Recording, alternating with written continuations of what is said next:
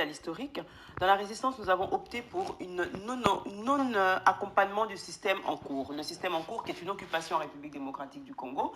Donc la résistance était déjà partante pour ne pas collaborer avec ce système. Or, l'opposition en République démocratique du Congo a fait l'erreur de vouloir tout justement collaborer avec ce système, se mettre en accord avec des règles de constitution qui ne sont pas respectées d'une part par la majorité présidentielle, mais que l'opposition, elle, se veut respecter ces accords-là. Alors, d'une part, nous avons vu aujourd'hui que cette opposition, elle est défaillante parce que tout simplement, le fait d'avoir collaboré avec ce système, elle s'est fait engloutir par ce système, elle se fait infiltrer par des soi-disant opposants que nous voyons aujourd'hui en tête d'affiche d'opposants, alors que ce ne sont pas des opposants, ce sont des personnes de la majorité du système qui ont infiltré l'opposition pour basculer l'opposition vers le sens où la majorité présidentielle voulait l'amener. Et c'est le cas. Aujourd'hui, l'opposition est inexistante, elle est complètement à terre.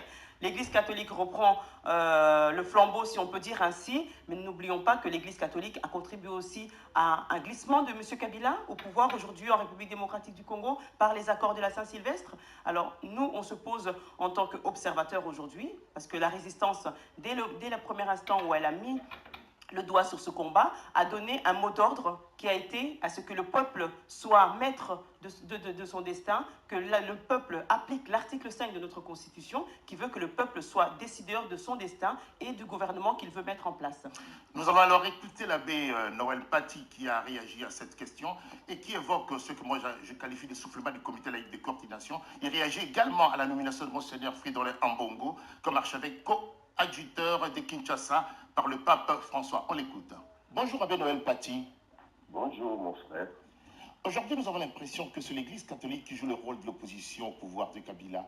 Comment expliquez-vous l'inertie de l'opposition politique congolaise? D'abord mon frère, vous parlez de l'impression.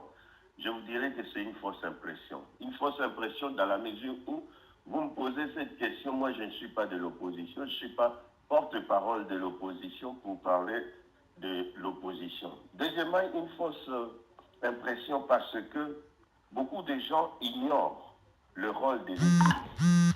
L'Église ne joue pas le rôle de l'opposition. L'Église joue son rôle. Hein? Les espoirs, les joies, les tristesses, les angoisses du peuple sont aussi les joies, les espoirs, les tristesses de l'Église. Voilà pourquoi l'Église en parle. C'est mal voir les choses quand on dit que l'Église prend la place de l'opposition. C'est faire une fausse lecture de la réalité quand on dit que l'Église prend la place de l'opposition. Et là, je voulais prendre l'Église dans son extension. Ici en France, parce que nous sommes en France, savez-vous que l'Église prend aussi des positions? Il y a eu des choses de mariage pour tout. L'Église a pris position. Est-ce que ici en France, vous avez appris que l'Église est dans l'opposition? Aux États-Unis, l'Église prend aussi des positions partout dans le monde. Et même à l'ONU, les Saint-Sièges a un représentant de l'Église qui prend aussi position, qui donne la position de l'Église. Nulle part on parle de l'Église est classée à l'opposition. Mais parce qu'au pays, au Congo, maintenant, compte tenu de la situation qui se passe, les gens pensent que l'Église prend la place de l'opposition. Non, l'Église joue son rôle, le même rôle que l'Église joue en France, c'est le même rôle que l'Église joue partout et c'est le même rôle que l'Église joue au Congo. Alors, voilà ce que je... Ouais, alors, quelle est aujourd'hui la position de l'Église catholique face à Kabila qui entend conserver le pouvoir indéfiniment? Est-ce que le mouvement du comité laïque de coordination s'est-il essoufflé?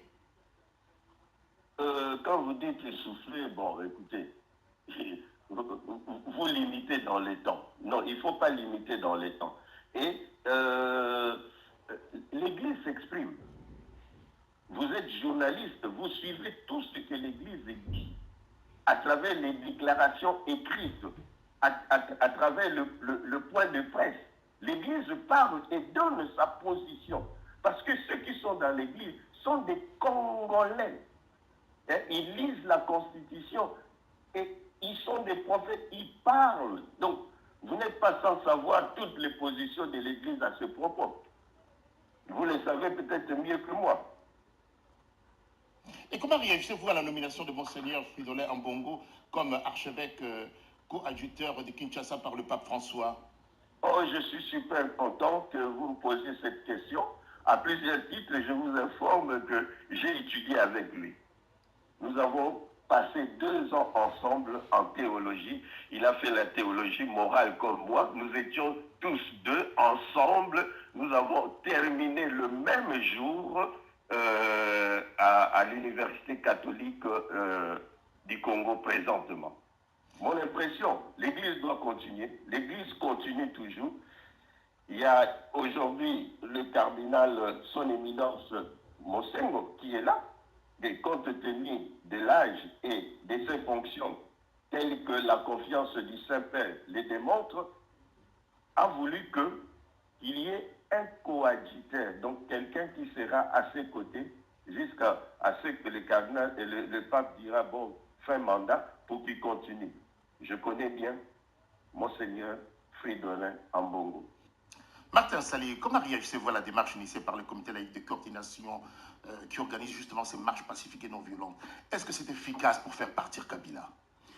Je pense que si on remonte vers les années 59, plus précisément les 4 janvier 1959, c'était le premier déclic du soulèvement populaire qui nous a amené à l'indépendance, parce que c'était une manifestation pacifique qui était organisée par la BACO à l'époque. Et c'était poursuivi par le manifestant qui était sorti du stade d'Ivema. Ils ont montré leur mécontentement et ils se sont soulevés. Et aujourd'hui, je pense que le marche pacifique organisé par les Congolais, pour moi, je ne dis pas que seulement le laïc, le christianisme, les protestants, parce que le peuple qui sort à l'extérieur, ce sont d'abord des Congolais, ce sont des patriotes. Même ceux qui sont tombés sous les balles de Kabila, ce sont des Congolais. Donc, ce sont des initiatives qui sont encourageantes. Et puis, ça permet aujourd'hui que nous, étant que peuple congolais, selon l'article 5 de la Constitution, on dit le peuple est souverain. La voix du peuple, c'est la voix de Dieu. Mais aujourd'hui, le peuple congolais, sur l'ensemble, doivent appliquer l'article 64 de la Constitution, qui est la désobéissance civile. Parce que c'est bien beau le marche pacifique, mais il faut qu'on puisse aussi passer dans une autre étape. Il faut que de leaders sacrificateurs qui sont sur place sur les terrains, que ce soit le prêtre, le leader opposition, la société civile, il faut vraiment déraciner Kabila, parce que nous avons tous compris, Kabila ne partira que par la force. Aussi longtemps nous continuerons à manifester pacifiquement, c'est bien beau, mais il faut vraiment passer à l'étape supérieure, la désobéissance civile, qui est les soulèvements populaires. Et les soulèvements populaires, c'est déraciner le régime dictatorial et tyrannique de Kabila qui est sur place, et puis chasser aussi le système, parce que Kabila peut partir. Si l'ensemble de son système sont toujours là, on aura du mal. Mais on veut vraiment une nouvelle alternative dans notre pays. Donc il faut les soulèvements. Dali Yafuta, le pouvoir de Kinshasa, un pouvoir faible? Un pouvoir faible mais bien gardé, je dirais. Pour réagir un peu à ce qu'a dit notre abbé Poitiers, effectivement, je pense qu'il se dérobe un peu en disant que l'Église catholique ne joue pas le jeu de l'opposition. Sinon, à quoi auraient servi les accords de la Cinco qui a abouti au 31 décembre, donc les accords de la Saint-Sylvestre, s'ils ne se sont pas mis en position d'opposants à cette époque-là encore avec le rassemblement, c'était la Cinco, je pense que c'est une base ecclésiastique, c'était comment dirais-je, il a été mandaté par le Vatican, donc c'était le rôle qu'on a attribué aux prêtres congolais de jouer à ce moment-là un rôle d'opposant, pour tout justement essayer de recadrer les choses. Donc aujourd'hui encore, n'ayez pas peur de le dire, même si effectivement l'Église se trouve toujours au milieu du village, mais n'ayez pas peur de dire qu'aujourd'hui l'Église catholique remplace ou siné joue le rôle de l'opposition, puisqu'il pousse le peuple à la volonté de dégager le système de Kabila, de dégager Kabila en place. Donc il joue son rôle, n'ayez pas peur de le dire, parce qu'en disant que vous faites en faux fuyant, en disant que vous ne faites pas l'opposition. Alors quel rôle faites-vous aujourd'hui? Puisque nous voyons que tous les opposants, soi-disant opposants de la République démocratique du Congo, s'allient au mouvement des laïcs, sont même très liés avec chacun dans leur petite communauté d'une église qui leur appartient. On a vu avec l'ANC, avec UNC, pardon, avec Caméré, qui a une église qui l'appartient, le prêtre qui sont des membres du UNC et qui sont derrière les laïcs. On a vu également avec le mouvement de l'UDPS, avec Félix Tshisekedi, pareil, dans sa cathédrale, dans sa paroisse, où effectivement les membres de l'UDPS sont présents et suivent le prêtre. Donc ne vous cachez pas en disant dans ce cas-là que vous ne faites pas de l'opposition. Ou si vous ne faites pas de l'opposition, pourquoi mener alors dans ce cas-là les mouvements opposants à l'intérieur de vos structures? Ce serait un peu faire un foufouillant. Moi, j'appelle ça un foufouillant. Et si on n'arrivait pas à déboulonner Joseph Kabila du pouvoir, qu'arriverait-il selon vous? Est-ce que craignez-vous pas l'organisation de référendum? C'est possible. Et on dit qu'il veut organiser justement, changer la constitution pour organiser le suffrage indirect pour l'élection du président de la République. Oui, c'est ce qui risque de se passer. On l'a dit il y a 3 ans, on l'a dénoncé il y a 3 ans. On a averti l'opposition en place que si Kabila n'allait pas aux élections, la prochaine étape, ce serait tout simplement le référendum. On a vu le cas avec Sassou Nguesso au Congo-Brazzaville. Donc, c'est un procédé qui va suivre son cours. Pourquoi est-ce que dans les accords de la Saint-Sylvestre, je reviens encore sur ça parce que c'est assez important, il y a un article dans lequel le seul pouvoir qu'on accorde au président actuel, à l'occurrence M. Kabila, c'était de pouvoir accéder à l'article 5. Cet article 5 qui donne droit au peuple congolais de voter son représentant par le biais des élections, mais également par le biais du référendum. S'ils ont mis l'accent sur cet article-là et qu'ils ont donné plein pouvoir à Kabila de l'utiliser, tout simplement parce qu'on va arriver à ce procédé du référendum. Et c'est ce qui va se passer. Donc aujourd'hui, c'est le moment ou jamais que les soi-disant non-opposants du système de la République démocratique du Congo, excusez-moi, les laïcs, ou encore les opposants véritables qui restent en République démocratique du Congo, de soulever au maximum le peuple, et nous-mêmes dans la résistance, pour pousser à ce que Kabila dégage aujourd'hui et non pas demain parce qu'on arrivera à ce référendum. Martin Sali. Ben oui, parce que aujourd'hui Kabila il veut faire pareil comme son homologue Denis Sassou Nguesso, parce que on a vu tous comment dirais-je, la majorité présidentielle par Corneille Nangaa quand il a dit les 504 jours, et en même temps il y a l'ambassadrice des États-Unis d'Amérique, et quand il est parti en RDC, il a demandé aux Congolais de laisser Kabila jusqu'en fin décembre 2018 pour organiser les élections. Nous savons tous qu'il n'y aura pas les élections, mais s'il y a élection, c'est pour favoriser normalement Kabila ou son dauphin. Mais aujourd'hui, nous sommes des peuples souverains. Le peuple doit élire, le peuple doit choisir ses dirigeants. Mais ce que nous demandons, que ce soit le laïc, l'Église catholique, ils ne doivent pas nous imposer un président que le peuple il ne veut pas. Mais on ne peut pas dire, tiens, ils font pas la politique. Aujourd'hui, il faut les dire, l'Église catholique, c'est un État dans un État. Et l'Église catholique fait la politique. Il ne faut pas se cacher. Voilà. Ben voilà, quand je dis Vatican, c'est l'Église catholique. C'est ensemble. Du pouvoir, avec les invités de la rédaction de RVVS, Martin Sali et Blandi Diafouta, président et secrétaire général du mouvement résistant combattant du Congo, RCK en sigle. Et au téléphone, nous avons enregistré la réaction de l'abbé Noël Paty. La communauté internationale face à la crise congolaise. On écoute l'abbé Noël Paty. Abbé Noël Paty, comment expliquez-vous que la communauté internationale n'ait pas réagi rigoureusement aux violences qui ont secoué le pays le 31 décembre 2017 et le 21 janvier 2018? Là aussi, j'aimerais vous dire que comment j'ai réagi. Bon, je sais que devant une situation de manque de droits de l'homme, tout le monde peut réagir ou doit réagir. Mais je constate aussi qu'il y a des réactions en silence et je constate aussi qu'il y a des réactions avec parole. Bon, je n'ai pas vérifié si la communauté internationale a réagi avec silence ou avec parole, mais ce que je sais, une telle situation ne peut ne pas susciter la réaction. Peut-être pas ce que nous attendons, nous, mais la réaction, il y en a eu. Voilà. Blandi Diafouta, comment expliquez-vous le mutisme justement de la communauté internationale face à cette crise? Alors le mutisme est assez effrayant Parce que quand on dénote le nombre de morts qu'il y a déjà en République démocratique du Congo, je pense qu'on ne cessera de le répéter, 12 millions, et qu'on voit à quel niveau les gens ont été massacrés le 30 décembre, le 21 janvier, et que cette communauté, si on peut dire ainsi, internationale, qui se fait appeler ainsi, ne réagit pas. Tout simplement, je pense qu'on l'a suffisamment dit, mais les gens ne le comprennent toujours pas, c'est que les intérêts financiers aujourd'hui, au jour d'aujourd'hui, au XXIe siècle, dépassent l'entendement même de l'être humain. Les intérêts financiers aujourd'hui dépassent même la valeur humaine.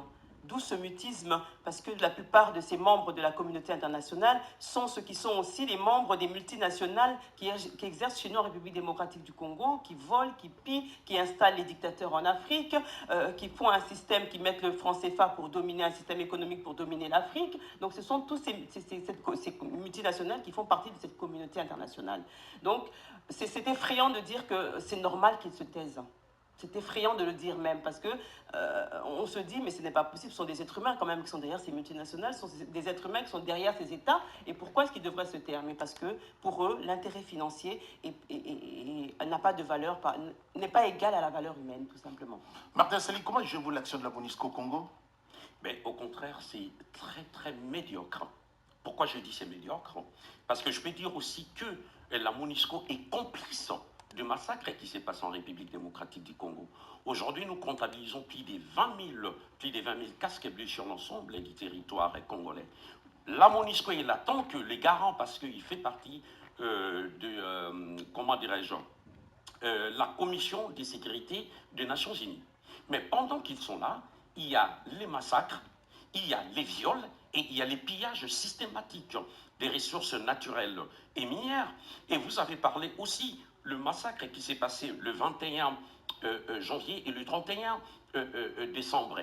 Moi, je peux rajouter encore, il y a eu les massacres sur l'ensemble du territoire congolais. Au Kasaï, on a vu les cas des Kamwena Sampou, à Beni, à Butembo, Nord-Sud Kivu, un peu partout. Actuellement, il y a le massacre qui s'étend vers Kinshasa, la capitale de la République démocratique du Congo. Mais à quoi sert la MONUSCO en RDC? Moi, je crois la MONUSCO, ils sont là pour servir les intérêts de la communauté internationale. Parce que pendant qu'ils sont là, le peuple sont massacrés, les peuples souffrent. Maintenant, on peut dire que même les médias internationaux, ils ont la bouche cousue, les yeux fermés, ils ne font rien. On dirait qu'ils sont là pour encourager, au contraire, ces pillards pour massacrer, parce que le multinational, quand il vient, qui sont ces multinationales? C'est la France, la Belgique, les Canada, les États-Unis, l'Allemagne, et ainsi de suite, j'en passe. Même s'il vient exploiter nos richesses minières et naturelles, ils doivent les faire légalement et légitimement. Mais s'il vient exploiter pour exterminer la population congolaise, c'est pour ça que nous sommes en train de déplorer et de condamner la présence de la MONUSCO qui ne fait rien en RDC et donc à répartir chez eux. Voilà tout ce qu'on demande. Et comment expliquez-vous justement le silence de la France par rapport à cette situation?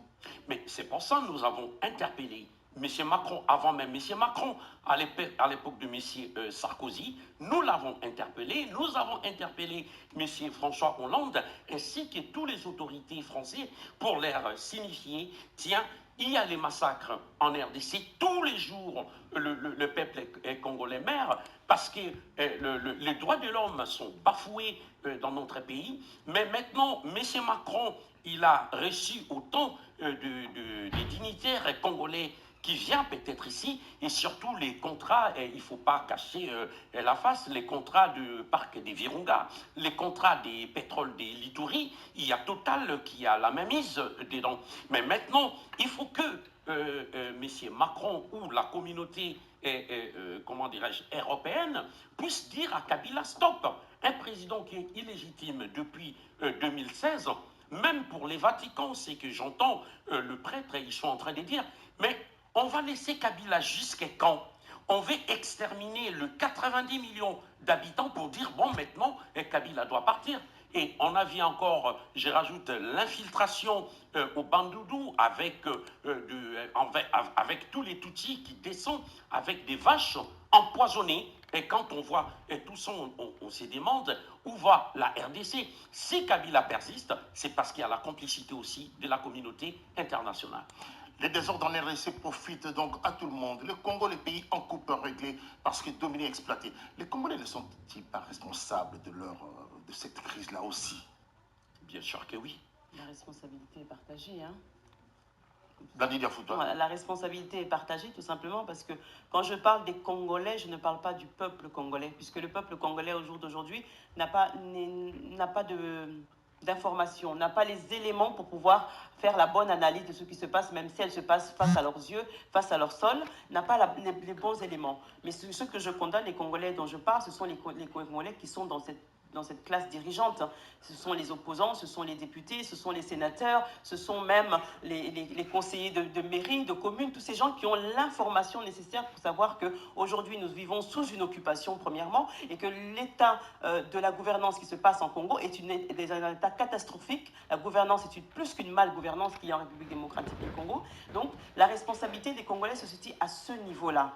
Maintenant, le devoir du peuple congolais, l'obligation du peuple congolais, c'est de faire en sorte que le changement se fasse.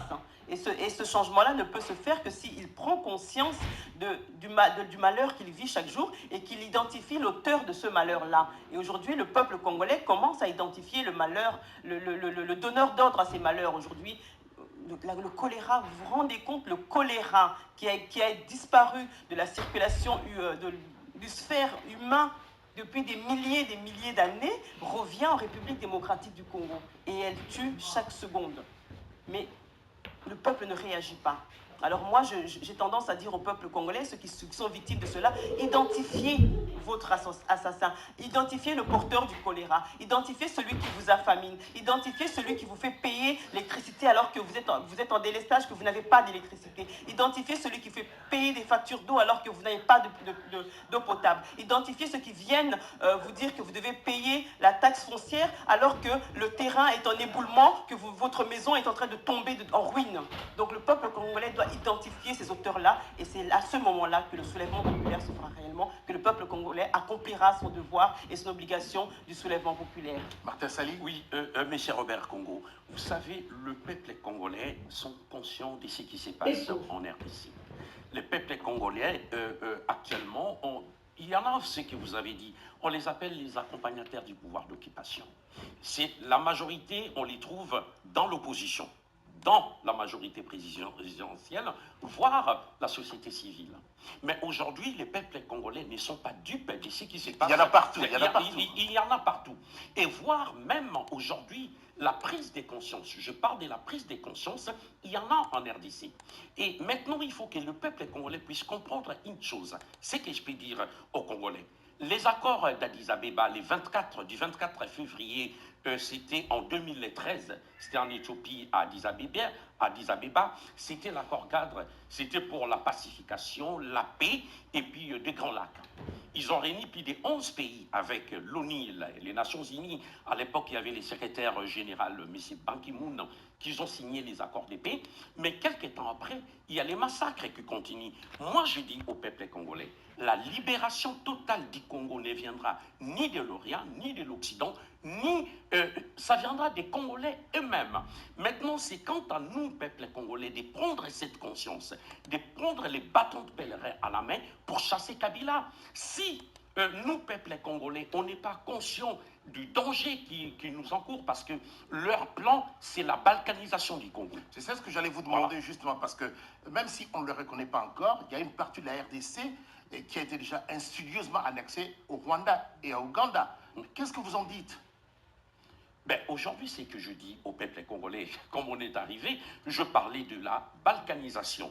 Et vous savez, aujourd'hui, le peuple congolais, nous demandons une seule chose, que le Congo reste un et indivisible. Il n'y a aucune portion des terres des Congolais sera vendue par qui que ce soit. La Tutsilande veut nous imposer leur système. Je parlais des vaches qui sont venues, qui ont traversé des Rwanda, maintenant ils sont à Bandundu, à Idiofa, un peu partout. Les Congos ne les appartiennent pas. Les Congos appartiennent aux Congolais. Et maintenant, la portion des terres qui est donnée aux Tutsilande, au Nord Kivu, c'est la famille des Roubérois. Qui est Roubérois pour venir prendre la terre des peuples congolais? C'est parce que dans la tête de notre pays, il y a nous sommes sous occupation parce que déjà le premier occupant dans notre pays, c'est Joseph Kabila, c'est Hippolyte Kabila. Kabila, un tout Rwandais qui a pris le pouvoir par la force, qui a pris le pouvoir par un coup d'État en assassinant Mouzé Laurent Désiré Kabila. Et aujourd'hui, tout son avis, depuis 2000 ans jusqu'à aujourd'hui, le peuple congolais souffre. Et les plans de Kabila avec Kagame, parce que c'est la complicité de Kagame, Museveni, eux, les autres multinationales, y compris la communauté internationale, c'est balkaniser notre pays. C'est pour ça que le peuple congolais, nous devons s'élever, nous devons nous battre, continuer à nous battre pour essayer de mettre fin au système de la Kabylie. Blondie Fouta, que pensez-vous justement de la présence de Kagame à la tête de l'Union africaine? Alors ça a été un choc, mais pas un choc disons, inattendu. On se doutait qu'effectivement, après l'acceptation des réfugiés africains de la Libye en Rwanda, ça cachait quelque chose. Donc effectivement, la réponse a été donnée. Kagame est devenu président de l'UA.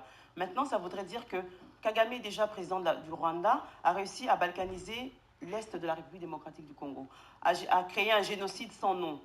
Aujourd'hui, à la tête de l'Afrique, que va-t-il faire dans les autres pays africains? Et ça, j'en appelle à tous mes frères et sœurs africains, à ces mêmes dirigeants que nous n'avons pas votés, mais qui sont là, qui ont été mis en place par le système de la communauté internationale, que faites attention. Aujourd'hui, vous rigolez du peuple congolais, vous sous-estimez le malheur du peuple congolais. Demain, cela arrivera en Côte d'Ivoire, demain, cela arrivera au Cameroun, demain, cela arrivera en Afrique du Sud, cela arrivera au Togo, cela arrivera au Mali, cela arrivera dans tous les pays africains, parce que Kagame est un assassin, un sanguinaire, qui ne vit que de sang et qui veut promouvoir l'ethnie Tutsi.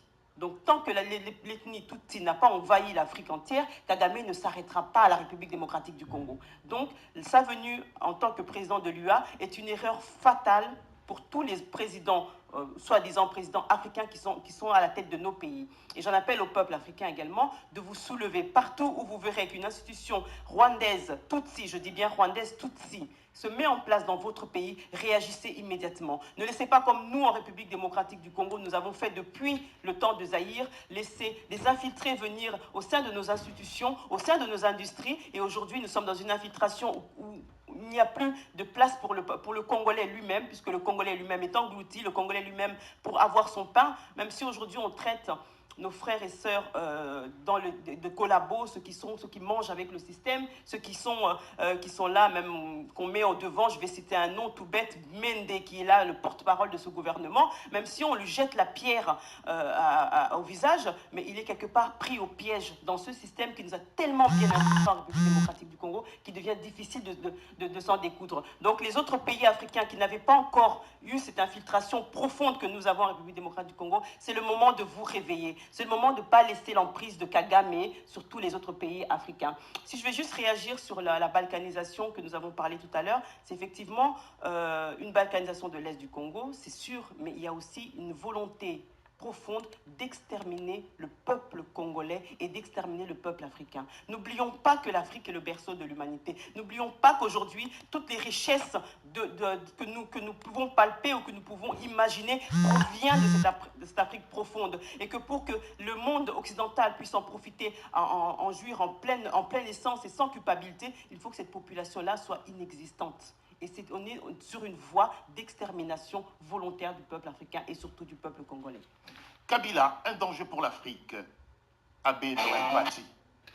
Selon vous, Kabila est-il un danger au cœur de l'Afrique avec ce pouvoir autocratique qu'il est en train d'instaurer au Congo?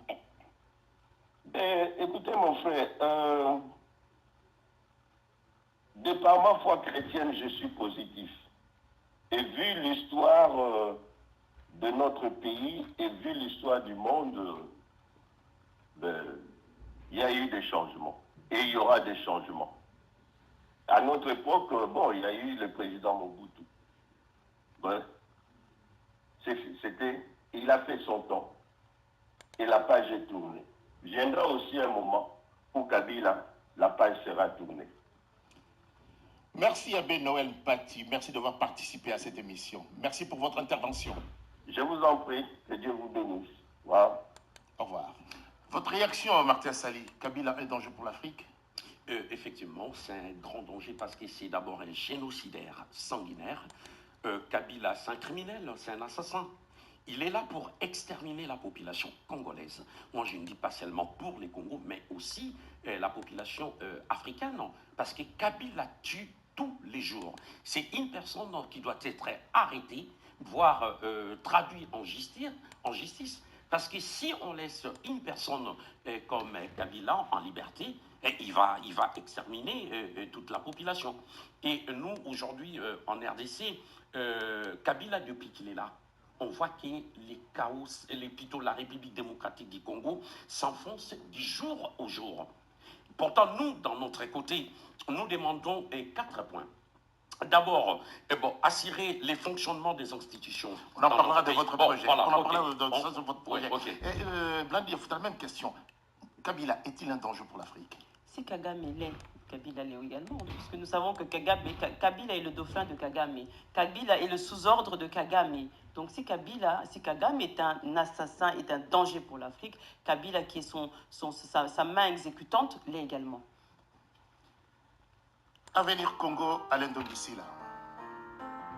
Avec Martin Sali et Blandine Diarfoutois, président et secrétaire général du mouvement résistant combattant du Congo, RCK en sigle. Et l'abbé Noël Paty qui était avec nous au téléphone. Alors, vendredi 16 et samedi 17 février 2018, vous organisez une marche contre les massacres et l'occupation de la RDC. Parlez-nous un peu de cette mobilisation.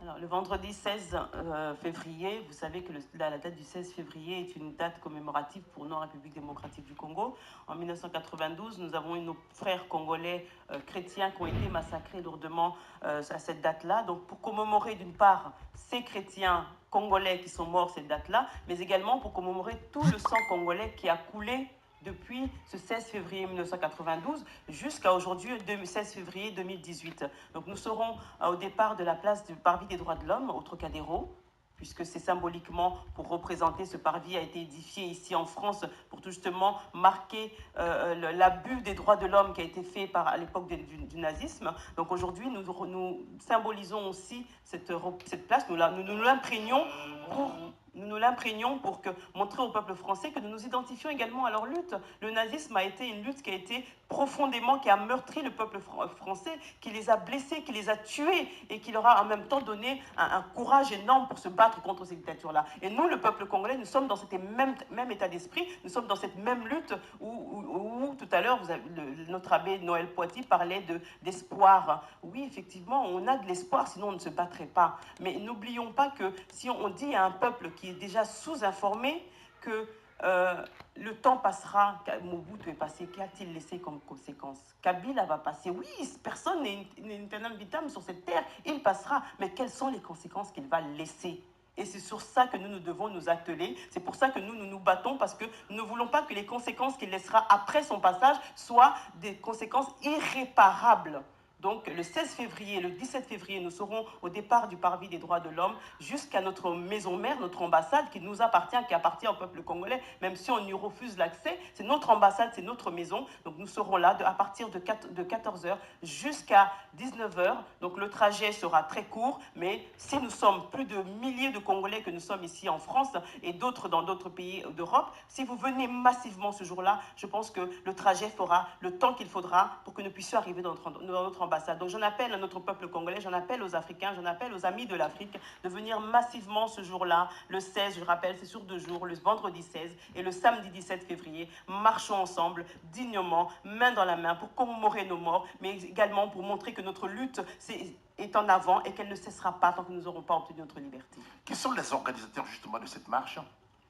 Alors, les organisations, c'est nous-mêmes, le RCK. Nous avons également notre collaborateur, l'APDH, avec Pichu Chomongo. Nous avons également le CREF, qui est le collectif congolais des résistants français. Nous avons également tous les autres combattants congolais qui s'identifient à notre idéologie, c'est-à-dire la libération totale du Congo, qui se dit aussi être promoteur du soulèvement populaire. Donc, tout cela permet à ce que tous les Congolais, sans étiquette, tous les Congolais confondus puissent s'identifier à cette marche, puisque c'est tout d'abord pour la libération de notre peuple congolais que nous marchons, pour notre Congo, pardon, et pour surtout la sauvegarde de notre race, si je peux dire ainsi, vraiment, entre guillemets, pour les auditeurs qui nous entendent. Je ne parle pas là de race ethnique, mais je parle seulement de la race humaine.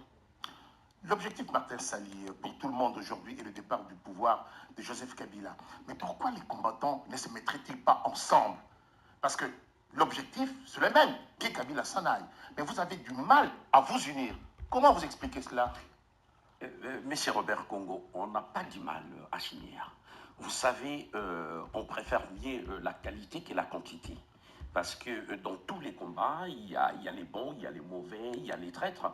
Mais moi, je crois qu'on est tous appelés les fils et filles dignes de la République démocratique du Congo. À l'époque, quand on a commencé, je pense que vous le savez bien, il n'y avait pas plusieurs mouvements qu'on voit aujourd'hui, mais nous sommes restés dans la vraie résistance. Aujourd'hui, on a tous vu, l'Église catholique a rejoint aussi la résistance. Il y en a, la société civile, il y en a autant de gens qui ont rejoint, qui ont compris notre cause. Pourtant, il y a 2-3 ans, les autres étaient toujours de l'autre côté. Quoi. Quand on disait non, non, non, il faut rejoindre la résistance. Il faut rejoindre la résistance. J'ai dit aujourd'hui, bravo à ceux qui ont compris. Mais la traîtrise aussi domine aussi dans la communauté congolaise. Quand je parle de la traîtrise, vous savez, il y a des gens maintenant qui collaborent avec le pouvoir. On place les pouvoirs des Kabila, on ne peut pas les en vouloir. S'ils ont choisi... Et qui se disent combattants. Oui, s'ils ont choisi leur chemin, admettons, travailler avec Bruno Tshibala, Emmanuel Ilunga, la mère Mende, Kalev Delaner et Olive Lembe Kabila, tous ces gens qui travaillent avec ces gens-là, ils ne sont pas des nôtres. Il ne faut pas se voiler la face. Si vous voulez qu'on se mélange, mais avec qui et pourquoi? Et c'est ça le problème, parce qu'il y a l'infiltration que nous avons dans les combats, ça fait belle lurette. Ces gens, ils sont là pour nous torpiller. C'est pour ça qu'il y a souvent des spéculations, des calomnies, des mensonges, et qui créent aussi des divisions au sein de peuple congolais. Nous, dans notre côté, nous avons gardé notre cap, notre idéologie pour atteindre notre objectif. Ceux qui sont avec nous, tant mieux, on marche ensemble. Sauf que aussi, il y a encore un grand souci, les RCK, les résistants combattants du Congo, nous ne sommes pas derrière un parti politique, ni derrière un individu. Nous nous battons pour la souveraineté de la République démocratique du Congo. Et tant que mouvement de pression met à caractère politique, pour nous, c'est d'abord le peuple qui prime. Mais pourtant, de l'autre côté, il y a pas mal de combattants qui sont les combattants des partis politiques. Ils sont derrière les partis politiques. Si aujourd'hui, leur parti politique dit on va au dialogue avec Kabila, ils vont aller, mais c'est des combattants. Donc nous n'avons pas la même vision. C'est comme ce que j'ai dit tout à l'heure, quand il y a eu la Cinco et les rassemblements, ils ont dit ils vont au dialogue avec Kabila, nous on avait dit non. C'est pas parce que c'est des prêtres. Donc nous devons comprendre, dans la vie politique que nous sommes en train de mener en RDC, il y en a qui font que Kabila puisse persister. Dans la journée, c'est des combattants et la nuit, c'est des kabilistes. Ça, on n'en veut pas. Martin Sali, parlez-nous un peu de la journée du 4 janvier, de la commémoration des martyrs de l'indépendance. Oui. J'étais présent, je dirais que c'était une réussite. Oui, une réussite totale. C'était un événement historique. C'était la première fois sous l'Arc du Triomphe, comment dirais-je, aux Champs-Élysées en plein Paris, qu'on a organisé cette cérémonie officielle. C'était pour les soldats inconnus, mais comme la démarche, nous l'avons fait, c'était au ministère de l'Armée et le secrétaire d'État et des anciens combattants.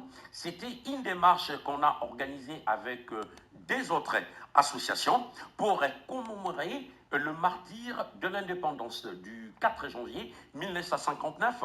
Nous savons tous, le 4 janvier 1959, c'était une date, c'était les déclics de la conquête de l'indépendance de la République démocratique du Congo. Nous savons tous comment ils ont tué la population qui se sont manifestés contre les colons à l'époque.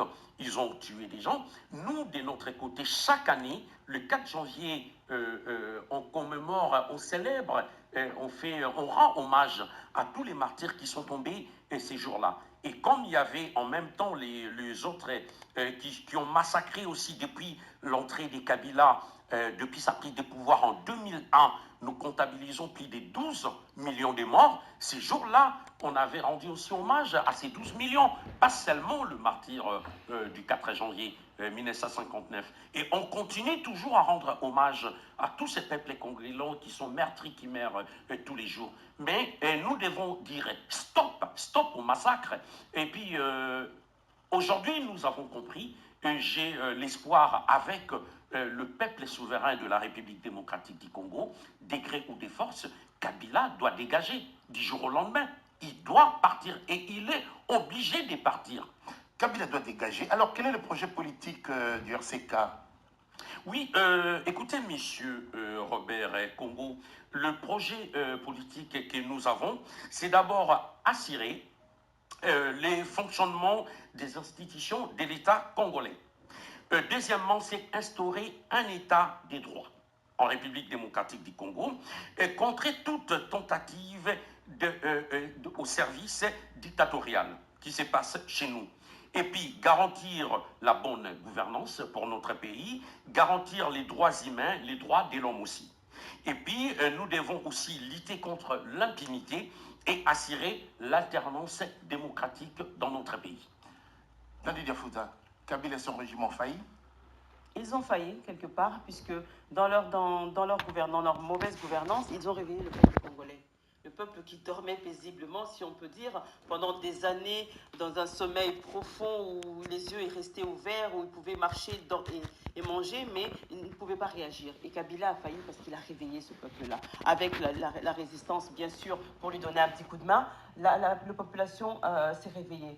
Kabila doit partir, ça c'est certain. Mais Kabila n'est une antenne, n'est qu'une nébuleuse, enfin, n'est qu'un point sur l'essentiel de l'occupation que nous avons en République démocratique du Congo. Si Kabila doit partir, le système qui s'en découle doit partir avec lui. Et c'est sur ça que nous nous attachons. Et c'est là aussi la différence qu'il y a entre certains combattants et nous au niveau du RCK. C'est que nous ne nous battons pas seulement pour dégager M. Kabila, mais pour faire dégager le système qui comprend certaines têtes, je répète, d'opposition, qui sont soutenues par certains combattants que nous décrions comme étant des collaborateurs et des occupants en République démocratique du Congo. Le 4 janvier 2017... Le 4 janvier 1959, le 4 janvier 2017, ici à Paris, sous l'Arc de Triomphe, a été effectivement quelque chose 2018. 2018, excusez-moi, a été effectivement ici à Paris quelque chose d'extraordinaire.